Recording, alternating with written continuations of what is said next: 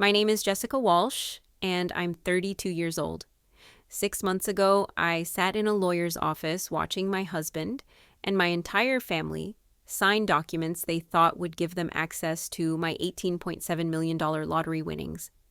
What they didn't know was that I had been secretly recording every conversation, every demand, and every cruel comment they had made since I won.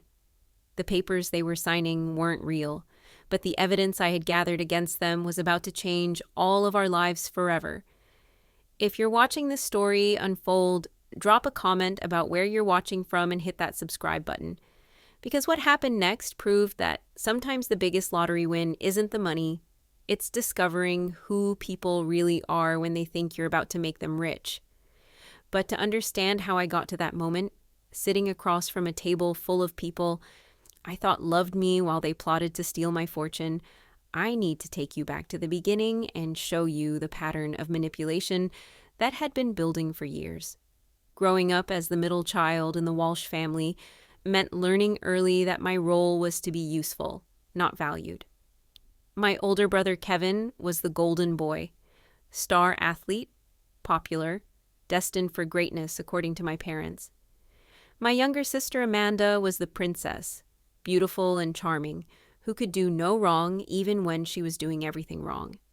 Then there was me, Jessica, the responsible one, the one who got good grades not because anyone celebrated my achievements, but because someone had to be the stable, reliable child, the one who worked part-time jobs throughout high school while Kevin got spending money for being on the football team and Amanda got allowances for simply existing. By the time I was 25, I had established myself as a successful marketing coordinator at a mid-sized advertising firm, earning $68,000 a year. It was a comfortable living, but more importantly to my family, it meant I was their go-to person whenever money problems arose. And money problems arose constantly. Kevin, now 34, had never quite lived up to his high school promise. He bounced between sales jobs, always convinced that the next opportunity would make him rich. When his schemes inevitably failed, he would call me with elaborate explanations about why he needed just a small loan to get back on his feet. "Jess, you know I'm good for it," he would say, using the childhood nickname that felt increasingly manipulative. "This marketing position is going to pay huge commissions. I just need $3,000 to cover rent until my first check comes in." I always said yes. Over the years, I had loaned Kevin over $45,000, keeping careful records in a spreadsheet that showed dates, amounts, and his promises to pay me back. He had repaid exactly $0. Amanda, 28, was even worse. She had married her college boyfriend, Tyler, in an elaborate wedding that my parents couldn't afford and that I ended up partially funding. Since then, she had treated me like her personal bank, calling whenever she wanted something she couldn't afford on Tyler's teacher salary and her part-time work at a boutique. "You don't understand what it's like being married," she would tell me during her frequent requests for money. "Tyler and I have real expenses. Mortgage, car payments, insurance. You're single, so you don't have those responsibilities." The implication was always clear. My money was less important because I didn't have a husband and children to support. Never mind that I was supporting half my family instead. My parents, Robert and Linda Walsh, had raised manipulation to an art form. They lived in a house they couldn't afford, drove cars that stretched their budget, and maintained a lifestyle that required constant financial assistance from their children, specifically from me. "Family helps family," was my mother's favorite phrase, usually delivered with a guilt-inducing sigh when I hesitated to write another check. "We sacrifice so much for you children. The least you can do is help us when we need it." The sacrifices she referred to were mostly imaginary. My parents had made choices that prioritized appearance over financial stability, and they expected their children to subsidize those choices indefinitely. My father was slightly more direct in his approach. "You're doing well for yourself, Jessie," he would say, using the diminutive form of my name that made me feel like a child. "We're proud of how successful you've become. It's nice that you can help the family now." The emotional manipulation was subtle but constant. If I hesitated to provide money, I was being selfish.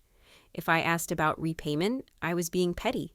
If I suggested they should budget more carefully, I was being judgmental.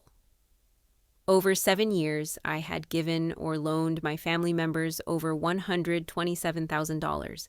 I had detailed records of every transaction, but I had never been repaid a single dollar. Instead, each financial crisis was treated as a fresh emergency that required my immediate assistance. The pattern was always the same: a tearful phone call, a sob story about unexpected expenses or lost opportunities, promises that this was the last time they would ever ask for help, and then radio silence until the next crisis. Meanwhile, I lived in a modest one-bedroom apartment, drove a reliable but aging Honda Civic, and carefully budgeted every expense. I had learned to say no to social activities I couldn't afford, to shop at discount stores, and to postpone my own dreams because my money was always needed elsewhere.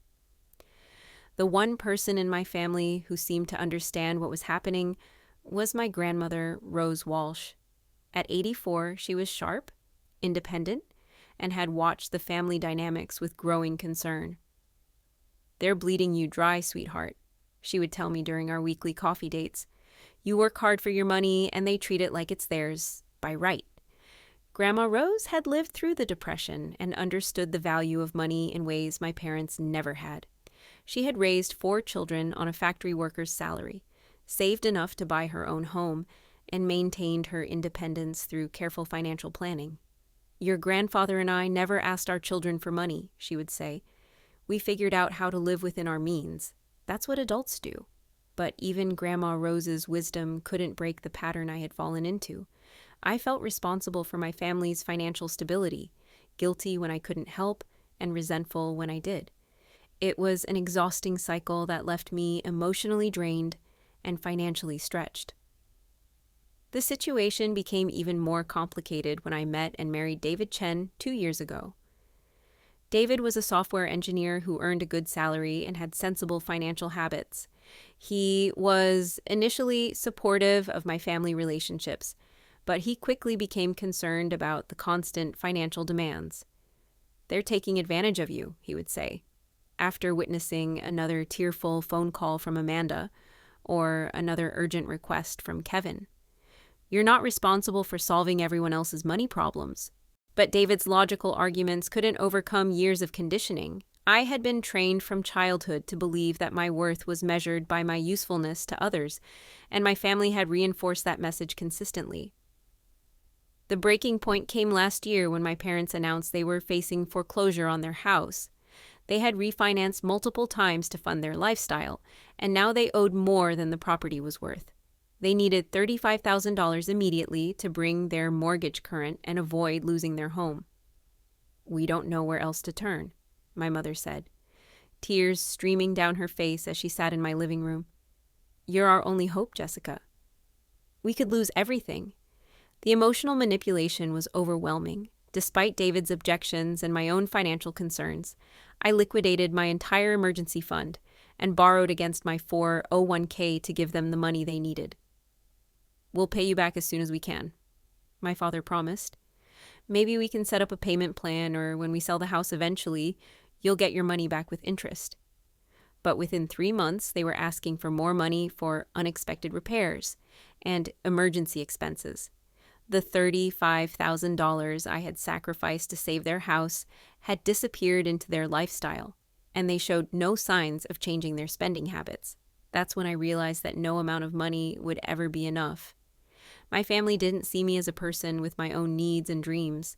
They saw me as a resource to be exploited whenever they faced the consequences of their poor decisions. I was trapped in a cycle of financial abuse that was destroying my marriage, my mental health, and my future. But I didn't know how to break free without losing my family entirely. Then, on a Tuesday evening in March, everything changed with 6 numbers that would transform not just my financial situation, but my understanding of who my family really was. I had been buying lottery tickets for 3 years, spending $20 every week on a combination of quick picks and numbers that meant something to me. It was my one small indulgence, a tiny rebellion against the careful budgeting that governed every other aspect of my life. David thought it was a waste of money, but he tolerated my lottery habit as a harmless fantasy. You know the odds are astronomical, right? He would tease as I checked my tickets each week. Someone has to win, I would reply, though I never really believed it would be me. On March 15th, I was sitting at my kitchen table paying bills when I remembered to check my tickets from the previous night's drawing.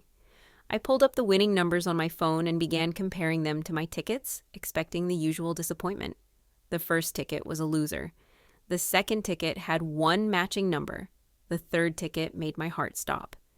3-17-22-31-44-47. Every single number matched.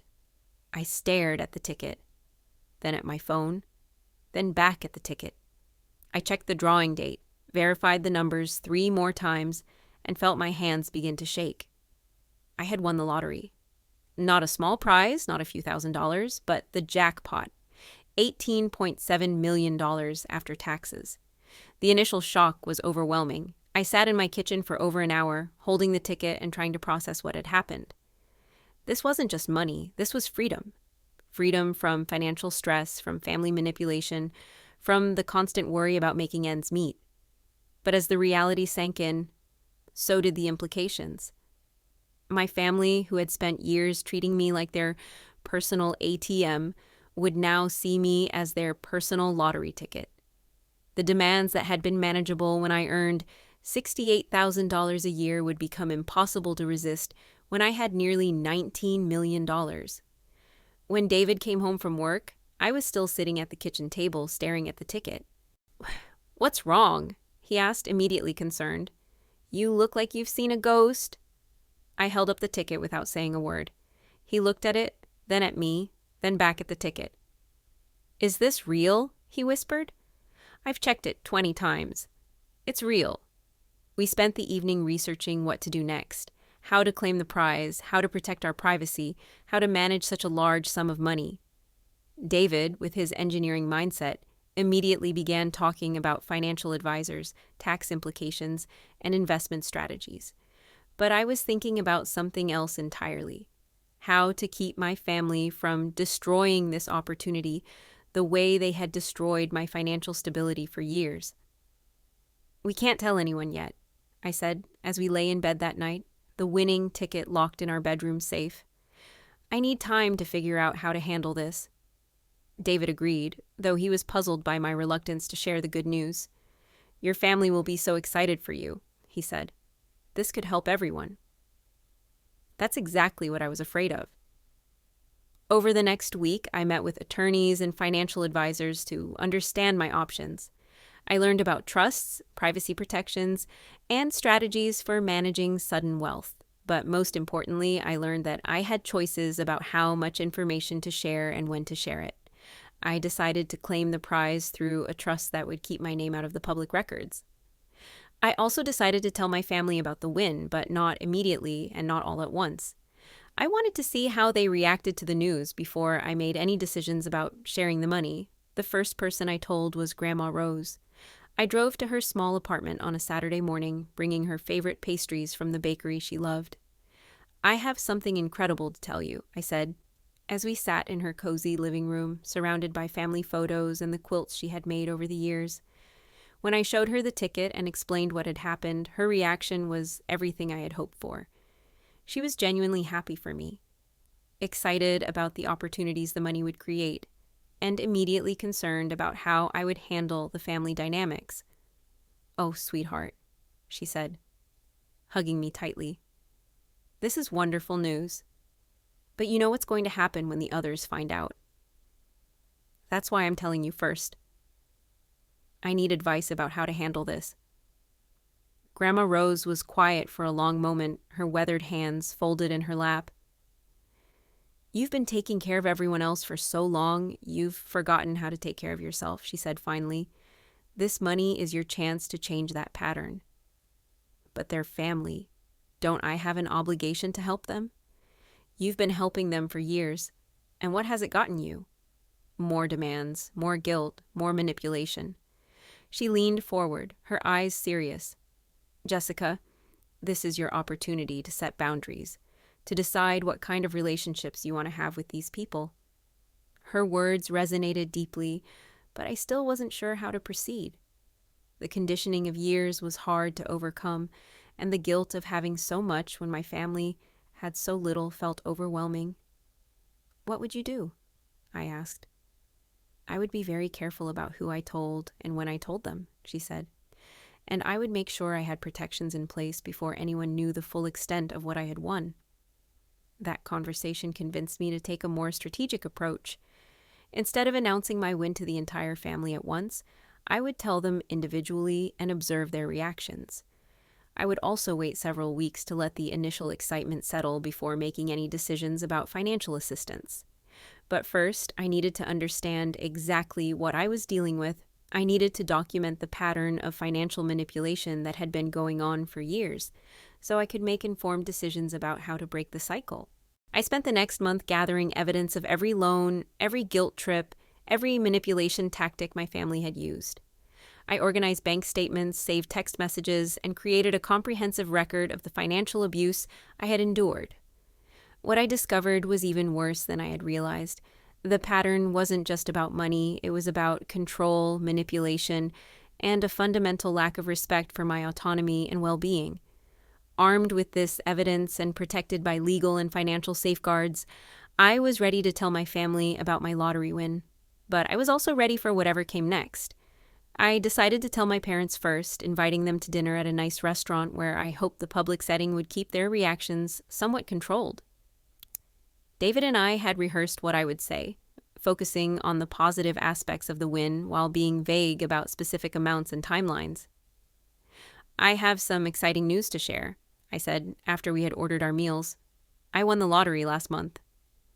The silence that followed was deafening. My parents stared at me, then at each other, then back at me. "How much?" my father asked, his voice barely above a whisper. "It's a significant amount," I replied carefully.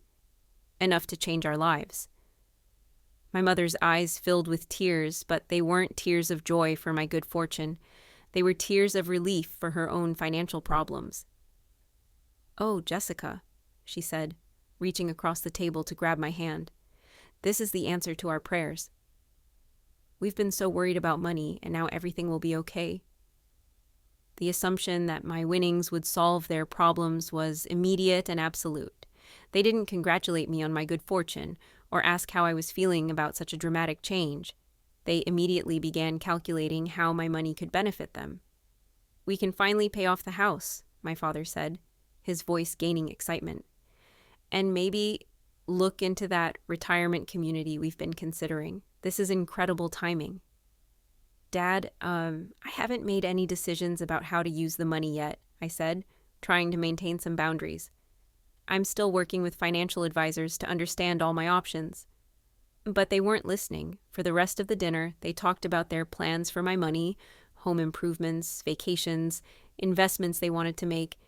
It was as if the lottery ticket had been theirs, not mine. When I told Kevin about the win a few days later, his reaction was even more disturbing. He immediately began pitching business ideas, convinced that my winnings were the seed capital he had been waiting for to launch his entrepreneurial dreams. "This is perfect, Jess," he said, pacing around my living room with manic energy. "I've been working on this business plan for a restaurant concept that's going to revolutionize casual dining. With your backing, we could open 5 locations within 2 years. Kevin, I just told you about this yesterday. I'm not ready to make any investment decisions." "But you have to strike while the iron is hot," he insisted. "These opportunities don't wait around. Besides, this is family. Who else are you going to trust with your money?" The manipulation was so blatant it took my breath away. He wasn't asking for a loan or even a gift. He was demanding that I fund his business ventures as if my lottery winnings were somehow his by right. Amanda's reaction was perhaps the most hurtful of all. When I called to tell her about the win, her first response wasn't congratulations or excitement for me. It was immediate calculation about what this meant for her own lifestyle. "Finally!" she exclaimed.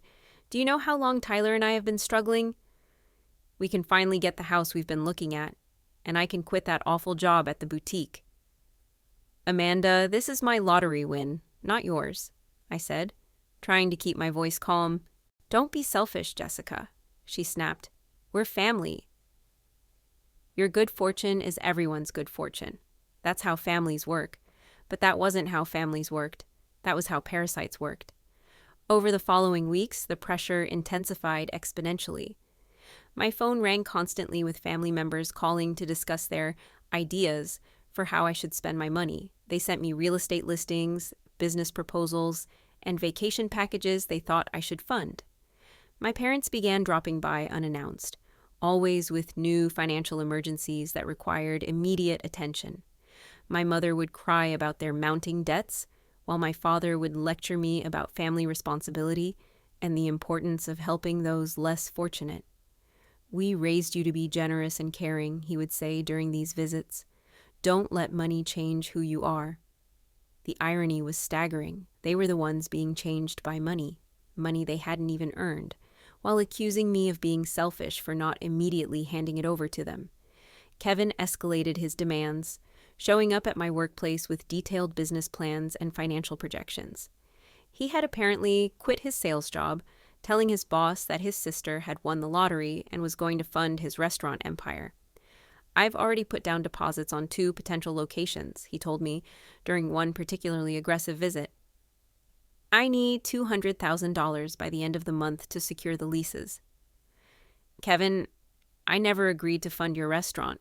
You can't make financial commitments based on money that isn't yours." "But it is mine," he said, his voice rising. "We're family." "Your money is family money. You can't just hoard it while the rest of us struggle." The entitlement was breathtaking. In his mind, my lottery win had somehow become community property that he had every right to access. Amanda took a different approach, using emotional manipulation and guilt to try to extract money from me. She would call crying about her marriage problems, her financial stress, and her dreams of having children that she couldn't afford to support. "Tyler and I want to start a family," she sobbed during one particularly manipulative phone call. "But we can't afford a bigger house or the medical expenses. You could make our dreams come true, Jessica. Isn't that what sisters do for each other?" When I pointed out that I had been helping her financially for years without any reciprocation, she became angry. "That was different," she said. "Those were small amounts. Now you have real money that could actually make a difference in people's lives." The implication was clear. My previous sacrifices had been insignificant because the amounts were smaller. Only now that I had millions was I expected to be truly generous. But the most disturbing development was the way my family began talking about me to others. I started hearing from friends and coworkers that my relatives were spreading the news of my lottery win, always with commentary about how I was being stingy with the money. "Jessica's family is going through such a hard time," I overheard my mother telling a neighbor. "It's such a shame that some people forget where they came from when they get a little money." They were painting me as the villain in their story, the selfish lottery winner who refused to help her struggling family. The narrative was so twisted that I began to doubt my own perceptions of the situation. David watched this circus with growing alarm. "They're not treating you like family," he observed after a particularly difficult visit from my parents. "They're treating you like a resource to be exploited." He was right, but breaking free from years of conditioning wasn't easy. I felt guilty for having so much when they had so little, responsible for their financial problems, and afraid of losing my family entirely if I didn't meet their expectations. That's when I made a decision that would change everything. Instead of continuing to resist their demands or giving in to their pressure, I would document everything they said and did. I would gather evidence of their manipulation, their entitlement, and their complete disregard for my well-being. I installed recording apps on my phone and began documenting every conversation, every demand, and every guilt trip. I saved text messages, emails, and voicemails. I created a comprehensive record of how my family was treating me now that they thought I was their personal lottery ticket. What I discovered was even more disturbing than I had expected. When they thought I wasn't listening, when they thought I was out of earshot, they revealed their true feelings about me and their plans for my money. I overheard my parents discussing how to manage me to ensure maximum financial benefit. I recorded Kevin telling his friends that he was going to be rich because his stupid sister had won the lottery and would do whatever he told her to do. I documented Amanda's social media posts about her upcoming lifestyle upgrade funded by her generous sister. But the most shocking discovery came when I found out they were meeting regularly to coordinate their approach to extracting money from me. They had formed what amounted to a conspiracy to manipulate and pressure me into funding their various schemes and desires. The evidence I gathered over those weeks was damning, but it was also liberating. For the first time, I could see clearly what my family relationships really were. Not bonds of love and mutual support, but systems of exploitation and control. Armed with this evidence and supported by David and Grandma Rose, I began planning my response. I wasn't going to continue being their victim, and I wasn't going to let them destroy the opportunity my lottery win represented. It was time to show them exactly what happened when they pushed too far. The opportunity for my revenge came when my family decided to escalate their pressure tactics. Instead of continuing to ask for money individually, they coordinated a group intervention designed to overwhelm me into compliance. Kevin called me on a Thursday evening, his voice unusually formal. "We need to have a family meeting," he said. "The situation with the lottery money has gone on long enough. We need to sit down and work out a fair distribution plan." "A distribution plan?" I repeated, making sure my phone was recording the conversation. "Come on, Jess. You know what I mean. You can't just sit on all that money while your family struggles. We need to figure out how to divide it up so everyone gets what they need." The audacity was stunning. They wanted to divide up my lottery winnings as if they were entitled to a share simply by virtue of being related to me. "I'll think about it," I said, though I was already formulating my plan. "Don't think too long," Kevin warned. "We're all getting pretty frustrated with your selfishness." Family loyalty goes both ways, you know. The meeting was scheduled for the following Sunday at my parents' house. Everyone would be there. My parents, Kevin, Amanda, and Tyler, and even my Aunt Carol and Uncle Jim, who had apparently been recruited to add additional pressure. But I had my own plans for that meeting. Working with my attorney, Patricia Hoffman, I prepared a comprehensive strategy. We created fake legal documents that appeared to establish a family trust funded by my lottery winnings. The documents looked official and included detailed provisions for distributing money to family members based on their contributions to family harmony and mutual support. "This is brilliant," Patricia said, as we reviewed the fake paperwork. "They'll reveal their true motivations when they think they're about to get access to your money." I also arranged for the meeting to be recorded. Patricia would be present as my legal advisor, and she would document everything that was said. Additionally, I had David set up hidden cameras in my parents' living room, disguised as decorative items I had given them as gifts over the years. The final element of my plan was the most satisfying. I had prepared a comprehensive presentation of all the evidence I had gathered over the past months, recordings of their manipulative conversations, documentation of their coordination efforts, and a detailed financial analysis of how much money I had given them over the years without any reciprocation. On Sunday morning, I arrived at my parents' house with Patricia and a briefcase full of documents. My family was already assembled in the living room, their faces serious and determined. "Thank you all for coming," my mother said, as if she were hosting a board meeting rather than a family gathering. "We need to address this situation with Jessica's lottery money." "Before we begin," I said, setting my briefcase on the coffee table, "I want everyone to know that my attorney is here to help us formalize whatever agreements we reach today." The mention of legal formalization seemed to excite them rather than concern them. They were so confident in their entitlement to my money that they welcomed the opportunity to make their claims official. My father took the lead, presenting what he called a fair and reasonable proposal for distributing my winnings. According to his plan, I would keep $2 million for myself, while the remaining $16.7 million would be divided among family members based on their needs and circumstances. "This ensures that everyone benefits from Jessica's good fortune," he explained, while still leaving her with more money than she could ever spend. Kevin had prepared a detailed breakdown of how much each family member should receive. He had allocated $3 million for himself to fund his restaurant ventures, $2.5 million for Amanda and Tyler to buy a house and start their family, $4 million for my parents to pay off their debts, and secure their retirement, and smaller amounts for various aunts, uncles, and cousins. "We've thought this through very carefully," Kevin said, presenting his calculations with the confidence of someone who had never successfully managed his own finances. This distribution maximizes the benefit for everyone while ensuring that the money is used responsibly. Amanda nodded enthusiastically. "It's perfect, Jessica. Everyone gets what they need, and you still have plenty left over. It's a win-win situation." The casual way they discussed dividing up my money was breathtaking. They had spent hours calculating how to spend my lottery winnings, but they had never once asked what I wanted to do with the money or how I felt about their demands.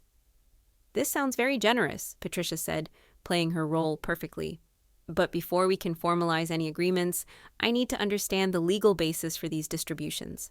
What obligations does Jessica have to share her lottery winnings with family members?" The question seemed to confuse them. They had been so focused on their entitlement to my money that they had never considered whether that entitlement had any legal foundation. "Well, it's family money," my mother said uncertainly.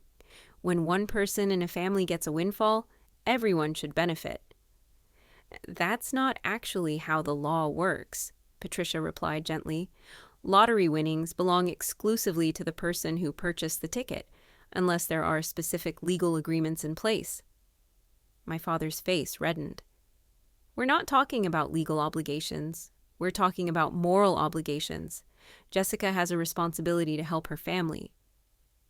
"I understand the moral argument," Patricia said, "but I need to make sure everyone understands the legal realities before we proceed." That's when I decided to reveal the first part of my evidence. I opened my briefcase and pulled out a folder containing bank statements and financial records.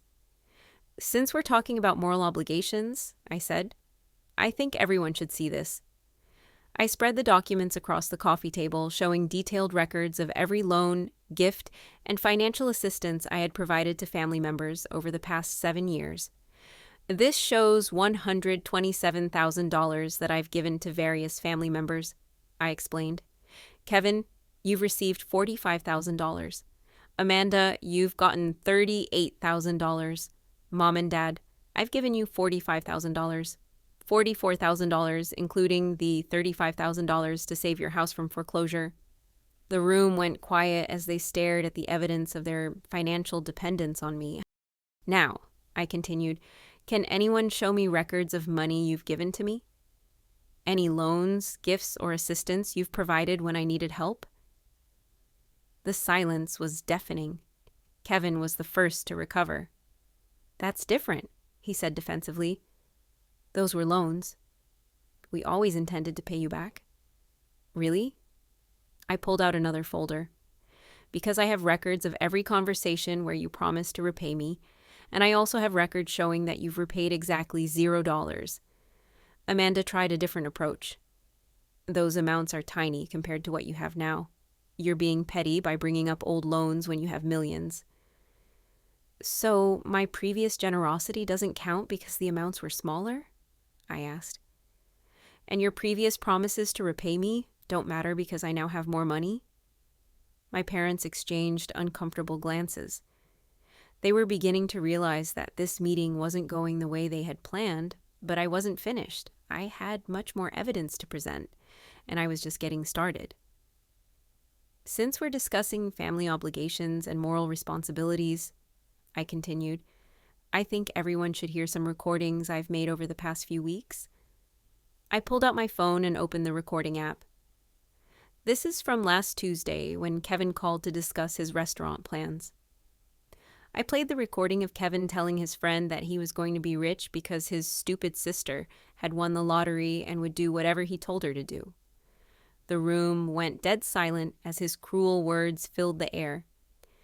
"Kevin, would you like to explain what you meant by that?" I asked. His face had gone pale.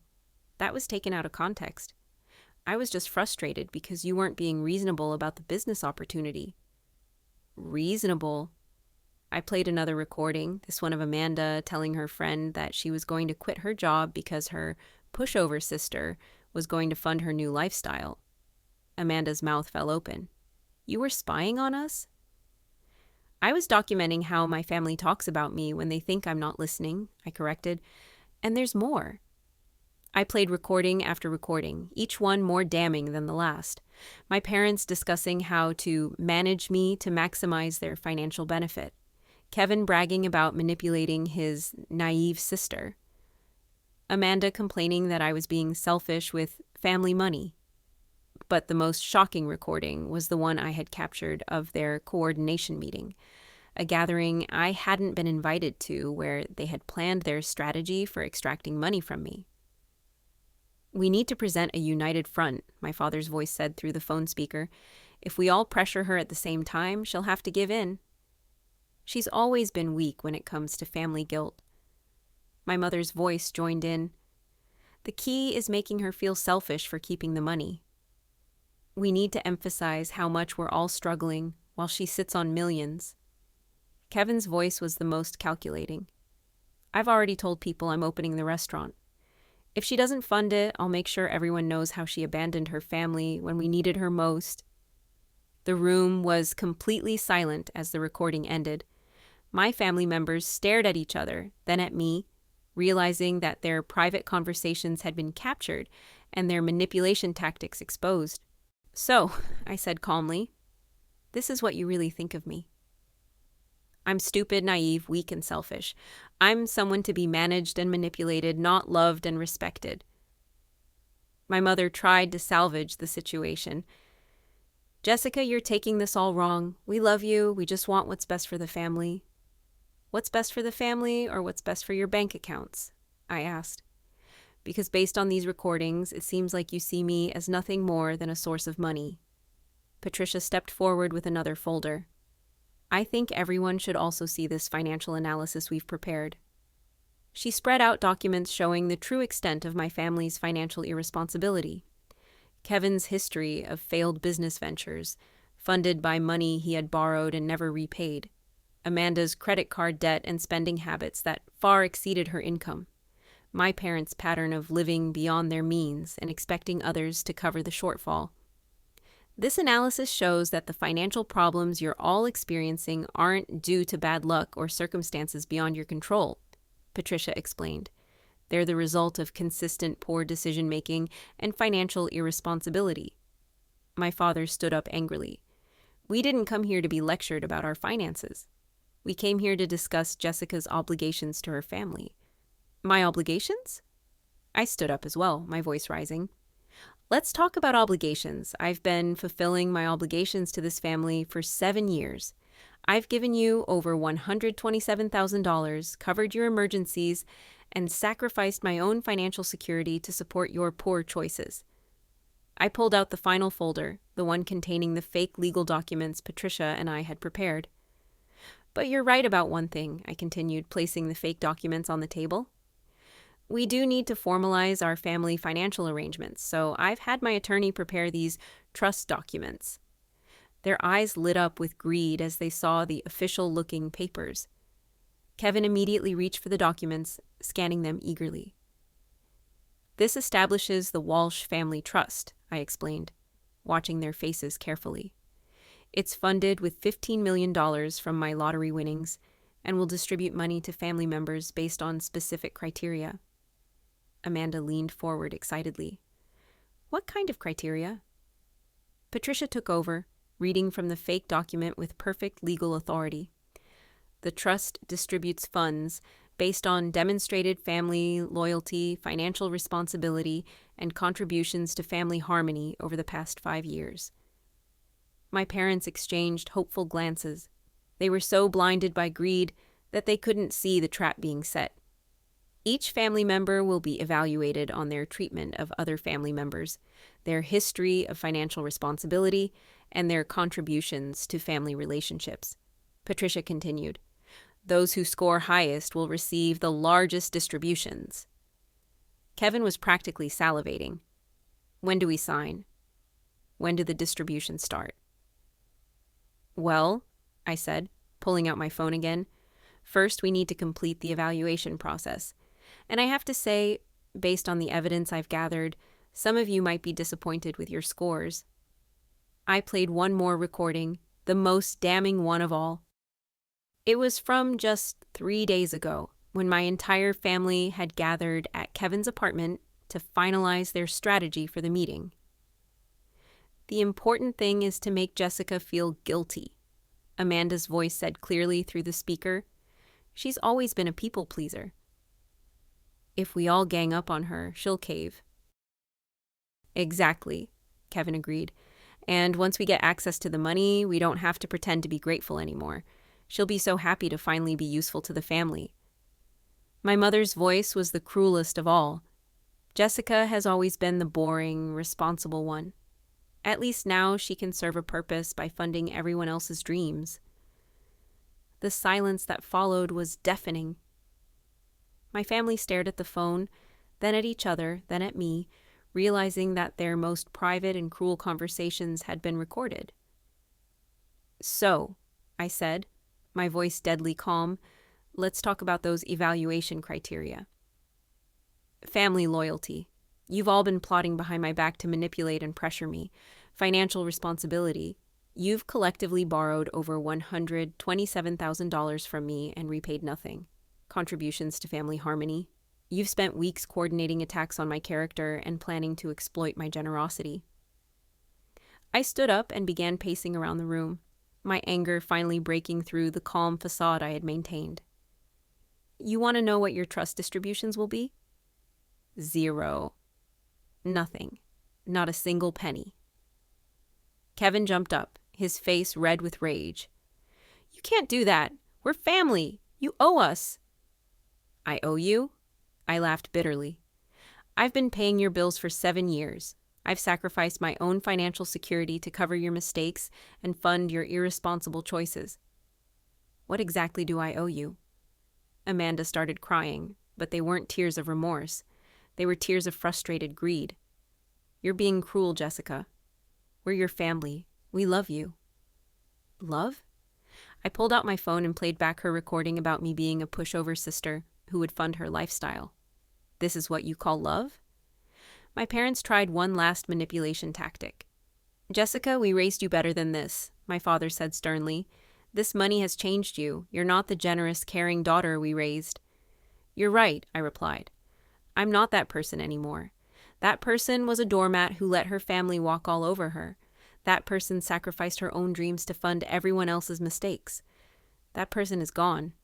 I walked over to the coffee table and gathered up all the documents, both real and fake. Here's what's going to happen, I announced. I'm keeping every penny of my lottery winnings. I'm using it to build the life I want, not to subsidize your poor choices. And if any of you ever ask me for money again, I'll play these recordings for everyone we know. The threat hit home immediately. They all knew how damaging those recordings would be if made public. Their friends, neighbors, and coworkers would hear exactly how they had talked about me and plotted to exploit my generosity. You can't blackmail us, Kevin sputtered. I'm not blackmailing anyone, I replied calmly. I'm simply establishing boundaries. You're free to continue making poor financial decisions, but you'll have to live with the consequences yourselves. Patricia began packing up her briefcase. I think this meeting is concluded. Jessica, shall we go? As we prepared to leave, my mother made one final desperate attempt. Jessica, please. We're sorry if we said things that hurt your feelings. We can work this out. Family is more important than money. I turned to face her, and for the first time in my life, I saw her clearly, not as the loving mother I had wanted her to be, but as the manipulative person she actually was. You're right, Mom. Family is more important than money. That's why I'm choosing to build relationships with people who actually care about me, not people who see me as a source of funding. I walked toward the door, then paused and looked back at the room full of people who had spent years exploiting my generosity. Oh, and one more thing, I said with a smile. Those trust documents? They're fake. There is no Walsh family trust. There never was. I just wanted to see how excited you'd get about spending money that was never going to be yours. The look of shock and rage on their faces was the most satisfying moment of my entire life. Freedom and new beginnings. Walking out of my parents' house that day felt like emerging from a prison I hadn't even realized I was in. For the first time in my adult life, I was free from the constant pressure, guilt, and manipulation that had defined my family relationships. David was waiting in the car, and the relief on his face when he saw me was overwhelming. "How did it go?" he asked as I got into the passenger seat. "It's over," I said simply. "All of it. I'm done being their ATM." The immediate aftermath was exactly what I had expected. My phone exploded with angry calls and text messages from family members, ranging from furious accusations to tearful pleas for forgiveness. I blocked all their numbers and changed my phone number the next day. They tried reaching out through social media, through mutual friends, and even through Grandma Rose. But I had made my decision, and I was sticking to it. "They're telling everyone you've become cruel and selfish," Grandma Rose told me during one of our coffee dates. "They're painting themselves as the victims of your sudden wealth." "Let them," I replied. "Anyone who knows me well enough to matter will see through their lies, and anyone who believes their version without hearing mine probably isn't someone I want in my life anyway." Grandma Rose smiled approvingly. "You've finally learned to value yourself, sweetheart." "I'm proud of you. The legal consequences for my family were swift and satisfying." Patricia helped me file restraining orders against Kevin and Amanda, who had been harassing me through various channels.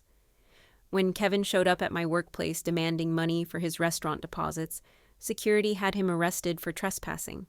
More importantly, I used some of my lottery winnings to hire a forensic accountant who discovered that Kevin had been using my name and credit information to secure some of his business loans.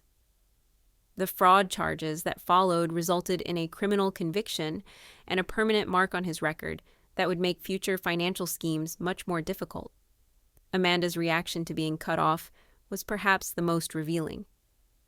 Without access to my money, she and Tyler were forced to confront their actual financial situation. They had to sell their house, downsize their lifestyle, and face the reality of living within their means for the first time in their marriage. My parents lost their house to foreclosure within 6 months. The $35,000 I had given them to save it had been spent on luxury items and vacations rather than addressing their underlying financial problems. They were forced to move into a small apartment and finally confront the consequences of their decades of financial irresponsibility. But the most satisfying consequence was social. Word of their behavior spread through our community, aided by the recordings I selectively shared with mutual friends and neighbors. People who had known our family for years were shocked to learn how they had treated me and how they had reacted to my lottery win. "I always wondered why you seemed so stressed about money when you had a good job," one neighbor told me. "Now I understand. You were supporting half your family." The community's reaction was overwhelmingly supportive of my decision to cut ties with my exploitative relatives. People who had witnessed years of my family's financial irresponsibility finally understood the full scope of what I had been dealing with. Meanwhile, David and I began building the life we had always dreamed of. We paid off our student loans, bought a beautiful house with a garden where I could pursue my love of growing vegetables, and started planning for the family we wanted to have. I also used my lottery winnings to pursue dreams I had put on hold for years. I went back to school to get my MBA, something I had always wanted to do but couldn't afford while supporting my family. I started a small nonprofit organization focused on financial literacy education, helping other people avoid the manipulation and exploitation I had experienced. Most importantly, I learned to build relationships based on mutual respect and genuine care rather than financial obligation. The friends I made through my volunteer work, my graduate program, and my new community were people who valued me for who I was, not what I could give them. 2 years after my lottery win, I received an unexpected visitor. Kevin showed up at my office, looking older and more worn than I remembered. He had lost weight, his clothes were shabby, and his usual arrogant confidence was gone. "I need to talk to you," he said, when my assistant announced his presence. Against my better judgment, I agreed to see him. He sat across from my desk, fidgeting with his hands and avoiding eye contact.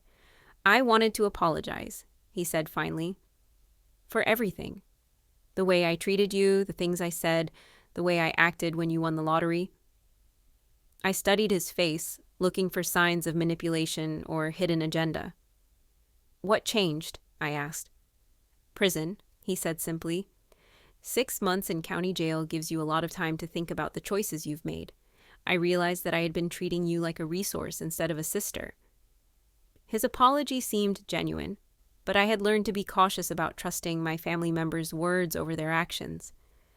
"I appreciate the apology," I said carefully, "but I'm not interested in rebuilding our relationship."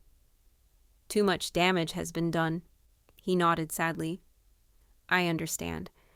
I just wanted you to know that I realize now how wrong I was. You deserved better from all of us."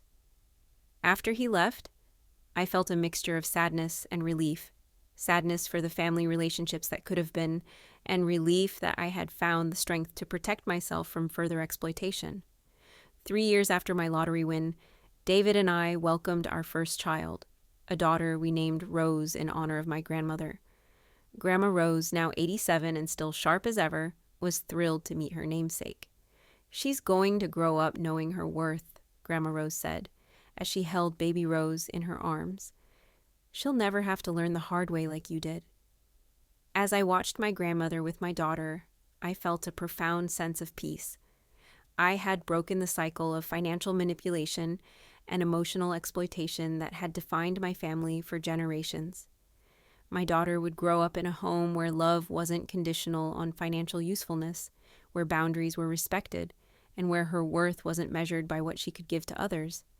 The lottery money had given me financial freedom, but the real prize was the emotional freedom I had gained by standing up to my family's exploitation. I had learned that sometimes the most loving thing you can do is refuse to enable other people's destructive behavior, even when those people are family. My story isn't just about winning the lottery. It's about winning back my self-respect, my autonomy, and my right to build relationships based on genuine care rather than financial obligation. The $18.7 million was nice, but the boundaries I established were priceless. If you're watching this and recognizing patterns in your own family relationships, I want you to know that you have the power to change those patterns. You don't have to accept financial exploitation, emotional manipulation, or conditional love from anyone, including family members. Set boundaries. Document everything. Seek support from people who genuinely care about your well-being. And remember that sometimes the most generous thing you can do is stop giving to people who only take. The lottery changed my bank account, but standing up to my family changed my life. And that, I've learned, is the most valuable win of all. If this story resonated with you, please share it with someone who might need to hear about setting boundaries with exploitative family members. Drop a comment about your own experiences with family financial dynamics. And don't forget to subscribe for more stories about finding strength in the face of manipulation. Remember, you are not responsible for funding other people's poor choices, even when those people are family.